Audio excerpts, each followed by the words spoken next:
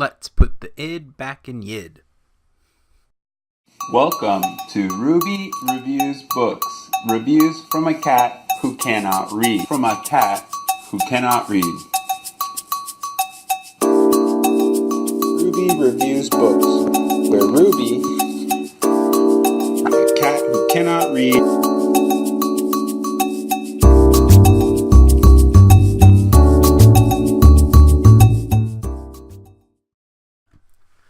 Welcome to Ruby Reviews Books. Reviews from a cat who cannot read. She may not understand the words, but she sure likes books. Today's book is Portnoy's Complaint by Philip Roth. This book is a frank testimonial about the desecration of a couple pieces of liver. Or, really, one of the seminal American comic novels of the mid-20th century. Delivered in a stream of consciousness from the perspective of the patient detailing his sexual deviancy to a psychoanalyst, Roth uses the novel to investigate sexual desire, frustration, American Jewish identity, and the ennui of success stemming from a passionless pursuit of being good despite the emotional repression of desire. The episodes, focusing on the foundation and unwinding of Alex Portnoy's neuroses, are both highly graphic and extremely funny. Though it stands as a cultural touchstone in its own right, the book could be described in more current references as if George Costanza described his sexual fantasies and failures through the framework of his parents' dysfunctional relationship, or more intellectually, as if Oedipus Rex was retold as a self-aware sexual farce. While the book has garnered a lot of infamy for its frank and detailed depiction of sexual acts, it doesn't rise to the pornographic or scatological heights of Burroughs. In fact, though sex is very much at the heart of the narrative, the book is really a question of what it means to be Jewish American in post-World War II America. Though most of the passages in the book aren't heady ruminations on identity, Portnoy's obsession with shiksas is framed quite poignantly in a feeling that this country was made for Gentiles. His obsession with blonde-haired Christian women is both a sort of revenge fantasy for his marginalized family, but also a mark of his own personal success. Portnoy's feverish pursuit of sexual fulfillment without pleasure is not unlike the rest of his life. He is ashamed of his parents and an avowed atheist, but also highly defensive of his Jewishness and his Jewish identity. He dines out with the mayor, but is afraid that his girlfriend, who is a fashion model, might betray him as being unfit to be in the company of true power brokers. He defends the oppressed with passionate enthusiasm by day, but denies those closest to him, including himself, of emotional intimacy.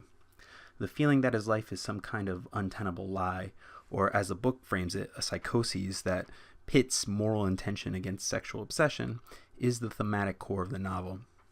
But rather than let this tragedy play out as drama, Portnoy's Complaint feels like a stand-up routine. Jokes are set up, segged into seemingly unrelated subplots before finally returning with a surprise punchline. The book itself ends on a sort of bon mot, though little compares to the Nimkin joke. This structure has drawn comparisons to Lenny Bruce, and you see this comic sensibility ebb and flow with the more serious subplots, such as Alex's relationships with the monkey, Pumpkin, or his excoriation by Naomi. While the self-deprecation is played for laughs, at its best, Portnoy's Complaint is a meditation on what it means to be a person torn between high-minded ideals and the messier reality of personal desires. Yet, while the book is as vivid and enthralling as the loquacious Portnoy expounds upon the terrible curse that is his life with Kafkaesque comedy, the story doesn't quite escape the narrative conceit. Portnoy complains a lot. And I find myself, like Bob Newhart, wondering if just telling him to stop would be enough to force the reconciliation of a relatively common conflict between self and social expectation. Be libertine, be good, be anything but the guy paralyzed between the two who just keeps talking about it. In our day and age, the scandal of the narrative has also become less brazen through the subsequent imitation and derivation that has come from this type of story. And the self-pitying Portnoy feels at times self-serving, and even though he is scolded for his unfulfilled promise by his mother sexual fetish proxy of Naomi, There's really no narrative consequence for Alex other than his own recriminations. And while self-loathing can be its own cross to bear, it can also feel like a lot of great build-up to a punchline that fizzles. I give it 4 stars out of 5. Let's see what Ruby thinks. 1. Anything else? 2, 3, 4. Oh, bless you.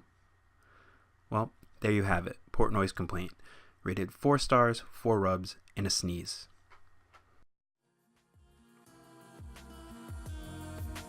Don't tell me we're Americans just like they are. No.